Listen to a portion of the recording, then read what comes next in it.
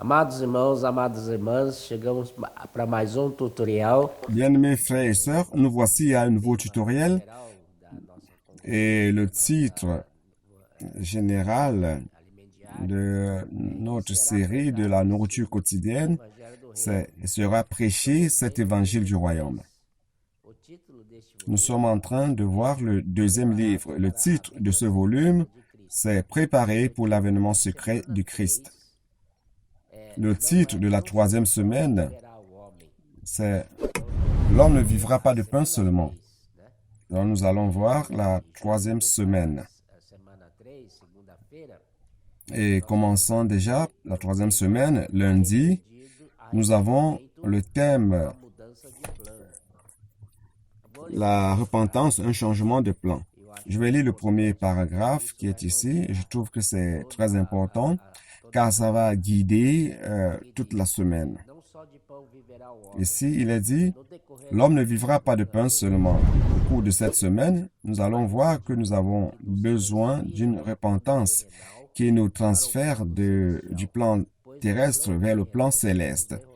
Car sur le plan terrestre, nous serons vaincus par l'ennemi. Nous allons apprendre à partir de la tentation vécue par le Seigneur Jésus lui-même et sa victoire sur le diable. Nous verrons que lorsque nous traversons des épreuves, nous sommes alimentés par la présence du Seigneur. Et nous devons donc nous nourrir de la parole prophétique qui est comme une lampe qui brille dans un monde ténébreux jusqu'à nous conduire, afin de nous conduire jusqu'au royaume.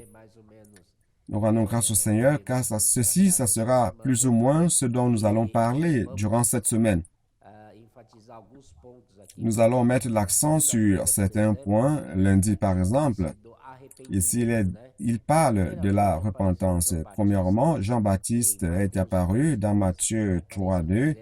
Il est apparu en disant, « Repentez-vous, car le royaume des cieux est proche. » Et après, dans Matthieu 4:17, le Seigneur Jésus est apparu aussi et il a dit la même chose.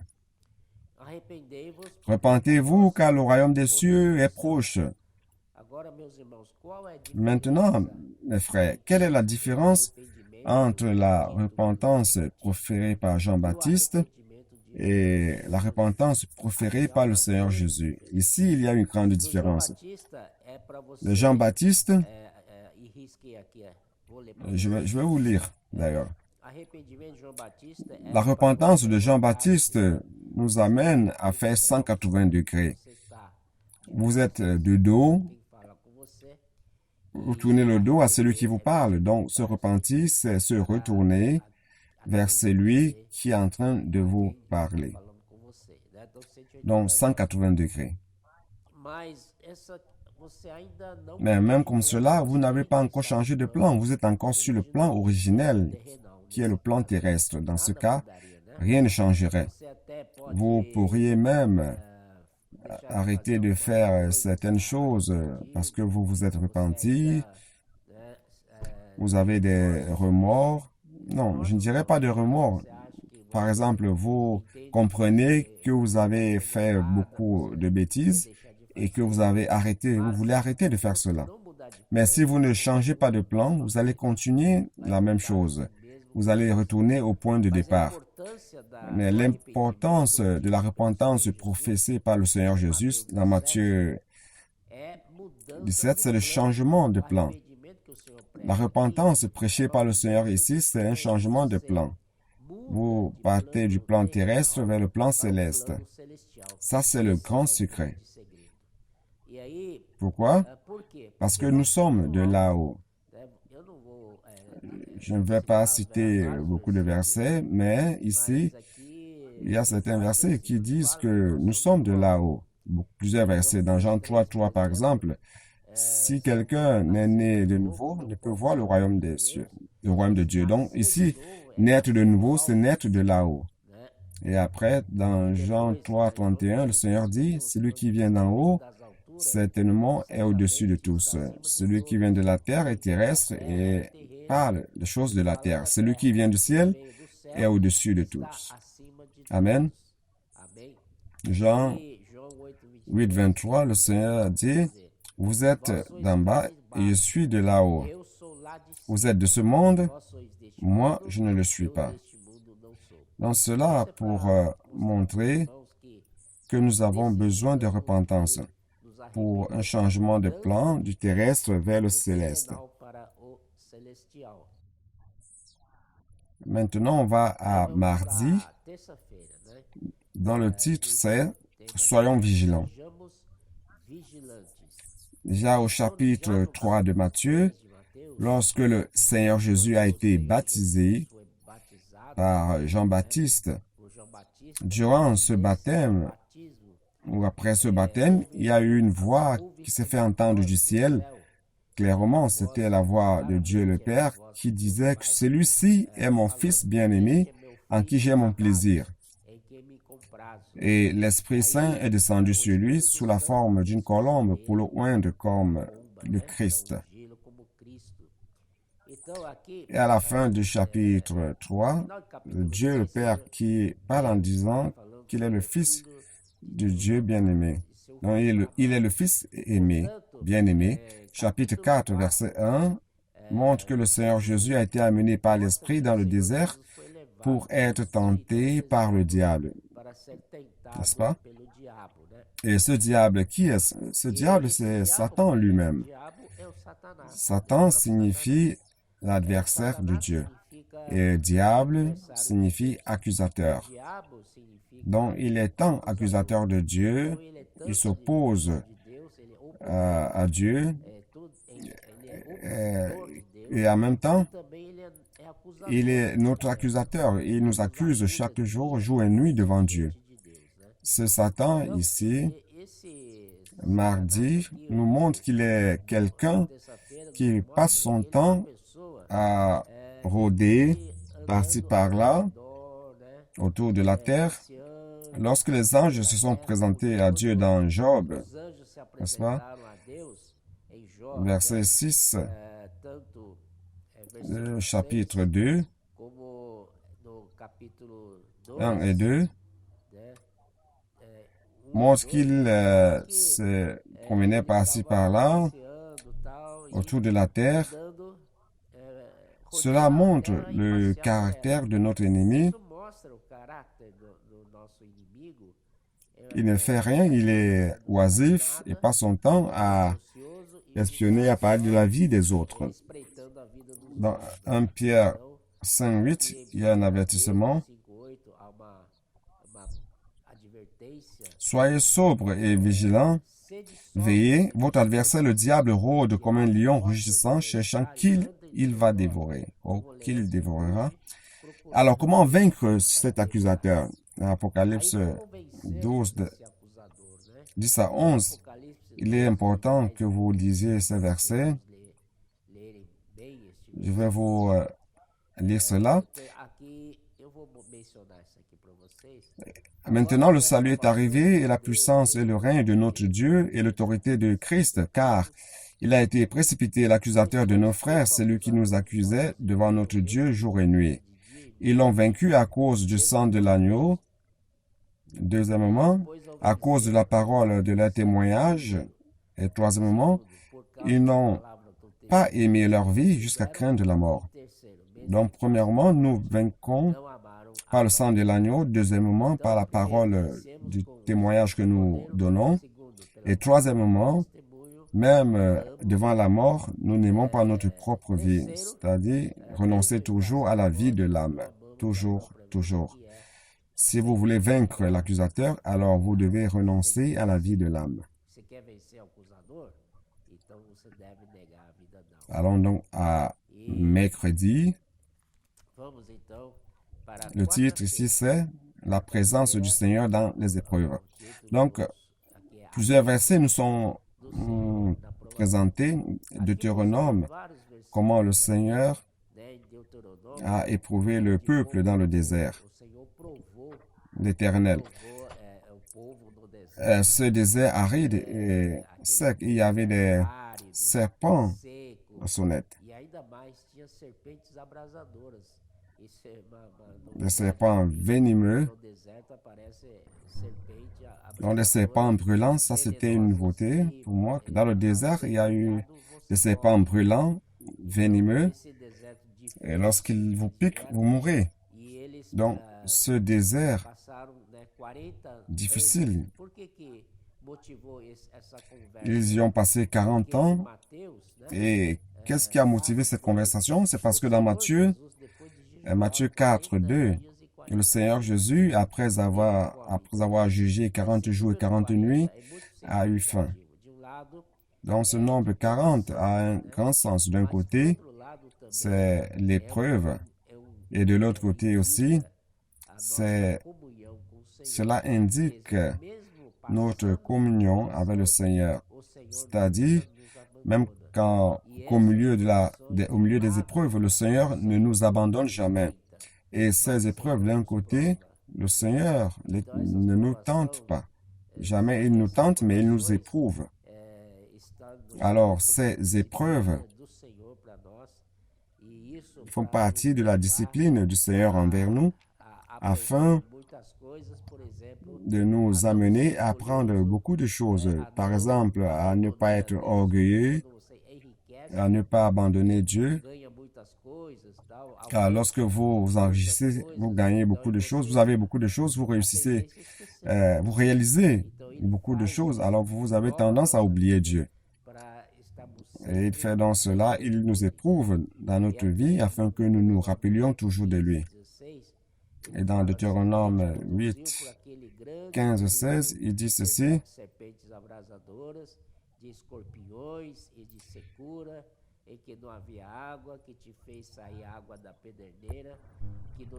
qui t'a fait marcher dans ce grand désert et affreux, ce grand et affreux désert où il y a des serpents brûlants et des scorpions dans des lieux arides sans eau, et qui a fait jaillir pour toi de l'eau du rocher le plus dur, qui t'a fait manger dans le désert la manne inconnue à tes pères afin de t'humilier, de t'éprouver et pour te faire ensuite du bien. Donc, l'humiliation du Seigneur, l'épreuve qui vient du Seigneur, c'est pour notre bien. Le résultat de cela est positif. C'est quelque chose de positif. Donc, nous pouvons traverser cela, mais le résultat est quelque chose de positif et qui nous fera du bien. Grâce soit rendue au Seigneur. Allons donc à jeudi. Jeudi montre une fois de plus la séquence, la suite du nombre 40. Le point principal ici, c'est lorsque le Seigneur a été tenté dans le désert. Matthieu 4, 2, n'est-ce pas? Le Seigneur a eu faim. Après avoir jeûné 40 jours et 40 nuits, le Seigneur a eu faim. Et certainement, Satan vient donc nous tenter lorsque nous sommes dans cette condition. De la même manière qu'il a tenté Ève. Peut-être que Ève avait faim à ce moment-là, et Satan donc lui a montré cet arbre qui avait l'air bon à être mangé et bon pour le regard et qui ouvrait l'entendement. Donc ici, au milieu du verset, il dit « bon à manger ». Donc, Ève a été séduite par la nourriture. Alors, lorsque vous avez faim, c'est alors que se présente l'opportunité à Satan afin de vous avoir. Car le Seigneur a passé 40 jours et 40 nuits jeûnant et il a eu faim. Et Satan donc a profité de ce point fragile du Seigneur. Dans notre cas, cette faim peut être notre faiblesse, notre point faible. Et à ce moment-là, Satan donc va profiter de ce point fragile pour nous tenter. Donc, il fait cela pour nous faire tomber. Il y a aussi l'histoire de Jacob et son frère Ésaü. Je vais être rapide. Ésaü est revenu de la chasse, tout Il avait faim, très fatigué, et Jacob était en train de cuisiner une soupe de lentilles rouges. Et Esaü était si fatigué qu'il se traînait au sol. Il a demandé à Jacob de lui donner un peu de son repas. Et Jacob, donc, très malin, c'est pas pour rien que son nom, c'est le trompeur. Et puis, passer le temps à tromper les autres. Alors il a dit, si tu veux de ma lentille, vends-moi ton droit d'aînesse. Esaü a réfléchi, il a dit, mais je suis ici, mourant de faim, je suis sur le point de mourir, alors à quoi me sert-il ce droit de premier-né? Il vaut mieux manger maintenant. Alors il a vendu son droit de premier-né, il a méprisé son droit d'aînesse à cause de la nourriture. Il a troqué son droit d'aînesse contre un plat de lentilles, un plat de nourriture. Et cela est très dangereux dans notre vie. Satan peut venir nous tenter afin que nous abandonnions la vie d'église, que nous abandonnions de suivre le Seigneur, que nous abandonnions cette vie merveilleuse de communion avec les frères, une vie de communion avec Dieu, premièrement, cette vie merveilleuse dans l'esprit, sur le plan céleste, invoquant le nom du Seigneur, lisant les livres spirituels, prêchant l'Évangile, qui nous maintient dans la sphère spirituelle formidable, n'est-ce pas? Et cela nous fait demeurer dans le plan céleste. Alors Satan vient avec comme objectif de nous enlever de cela. Avec une nourriture, vous avez faim. Alors faites très attention, car tout cela, c'est pour nous faire tomber. Dans ce cas, Esaü a méprisé son droit d'aînesse. Il a vendu son droit d'aînesse à Jacob à cause d'une chose si éphémère. Alors, faisons très attention, frères. Ne troquons pas cela. Nous devons être bien fermes dans le Seigneur et que le péché ne nous fasse pas tomber, n'est-ce pas? Et que nous soyons toujours des personnes qui vivent dans l'esprit. Amen. Et nous voici donc à vendredi. Vendredi parle de la véritable nourriture. Le Seigneur Jésus était en train de prêcher l'évangile à une femme. Alors, et les disciples sont sortis pour aller acheter la nourriture au Seigneur. Et pendant cela, le Seigneur prêchait l'évangile à une femme. Ici, il a dit dans Jean 4, 31 à 34, je vais lire ces versets, c'est très intéressant. Pendant ce temps, les disciples le pressaient de manger, disant, « Rabbi, mange !» Mais il leur dit, « J'ai à manger une nourriture que vous ne connaissez pas. » Les disciples se disaient donc les uns les autres, « Quelqu'un lui aurait-il apporté à manger ?» Jésus leur dit, « Ma nourriture est de faire la volonté de celui qui m'a envoyé et d'accomplir son œuvre. » Le Seigneur avait faim, mais le Seigneur a été totalement d'Ésaü qui a méprisé son droit d'aînesse. Le Seigneur était en train de prêcher l'Évangile, parlant à cette dame, et cela alimentait le Seigneur. Il était en esprit. Et nous allons prendre cet exemple du Seigneur dans notre vie quotidienne. Nous avons une nourriture qui est la parole même du Seigneur, qui consiste à faire la volonté de celui qui nous a envoyés. Ma nourriture consiste à faire la volonté de celui qui m'a envoyé et accomplir son œuvre. C'est-à-dire que les disciples sont revenus avec le pain et ont dit, Seigneur, mangez-en, tu as faim. Et le Seigneur a dit, non, je suis déjà rassasié car j'ai mangé du pain ici qui consiste à prêcher de l'évangile à cette dame. Alors, je suis déjà rassasié, je n'ai plus besoin de cette autre nourriture étrange. Waouh! Frère, quelle merveille! Nous devons être dans cet état, cette condition, de nous rendre compte que la parole du Seigneur est notre aliment. Seigneur Jésus.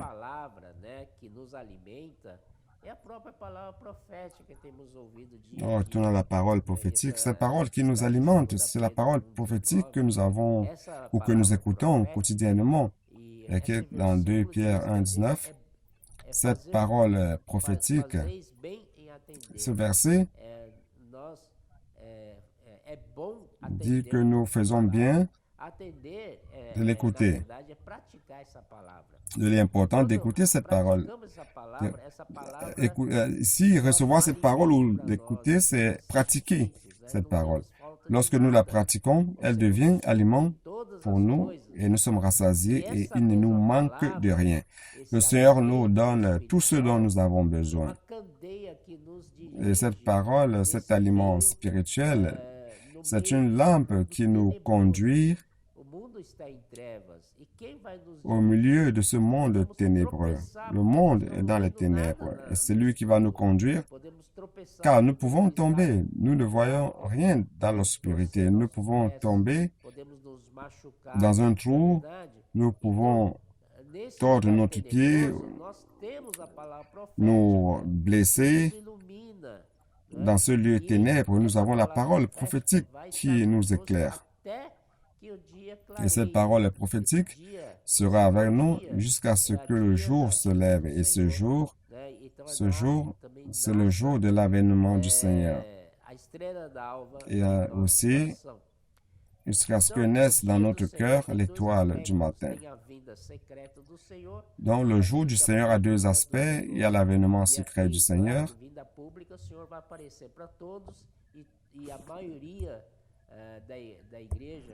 Et l'avènement public du Seigneur.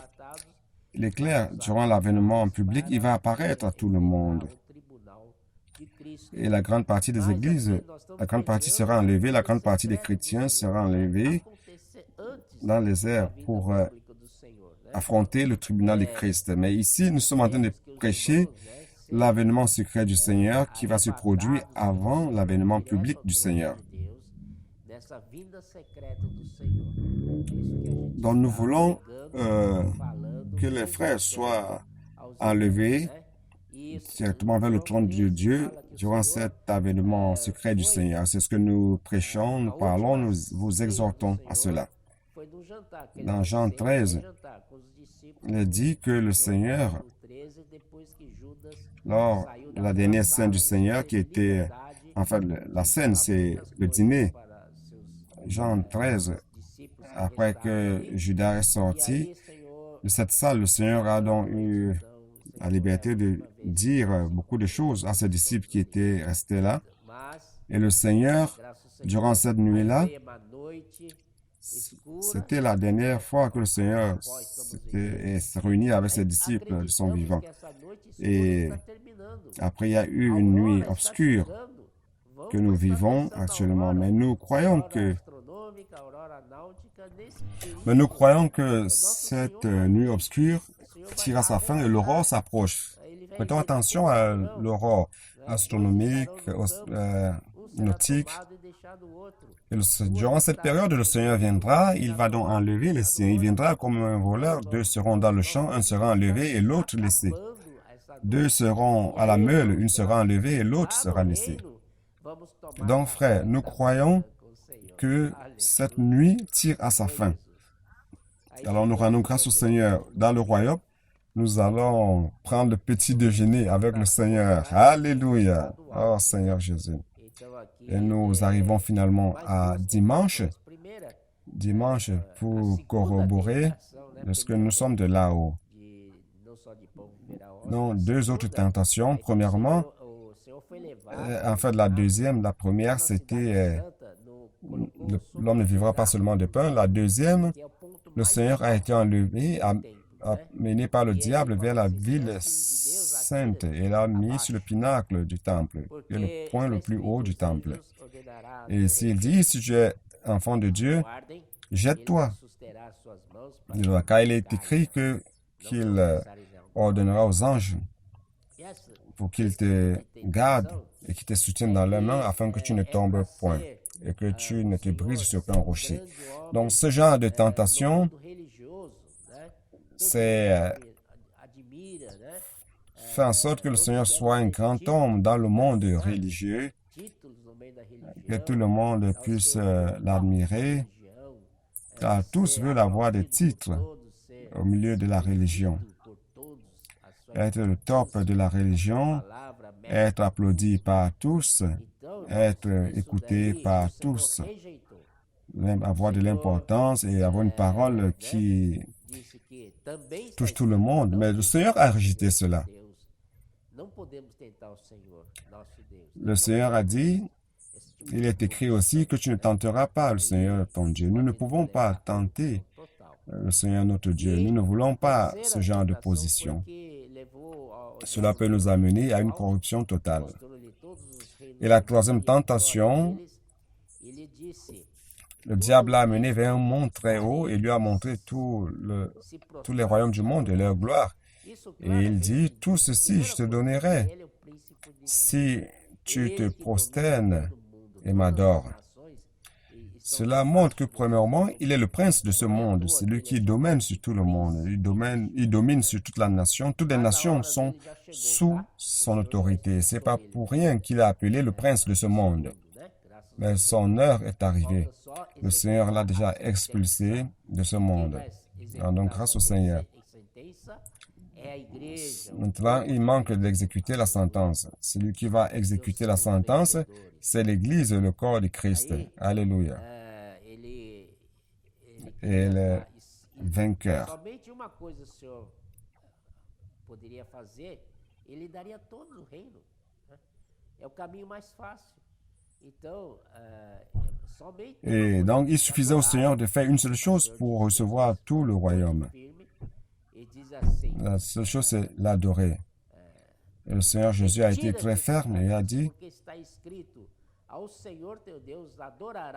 retire-toi, Satan, car il est écrit, tu adoreras le Seigneur ton Dieu seul, et à lui seul tu rendras service, à lui seul tu serviras. Amen. Nous ne pouvons adorer que Dieu lui-même et rien d'autre, que ce soit les hommes, des objets ou n'importe quel type de choses, les idoles, rien. Nous ne pouvons rien adorer de cela, mais uniquement notre Dieu et le servir lui seul, grâce au Seigneur. Donc, le Seigneur a vaincu les tentations et après les anges sont venus et l'ont servi. Amen. Que cela nous serve de leçon, que nous puissions prendre ce principe de la nourriture quotidienne de cette semaine pour notre apprentissage et croissance. Merci beaucoup, mes frères. Amen.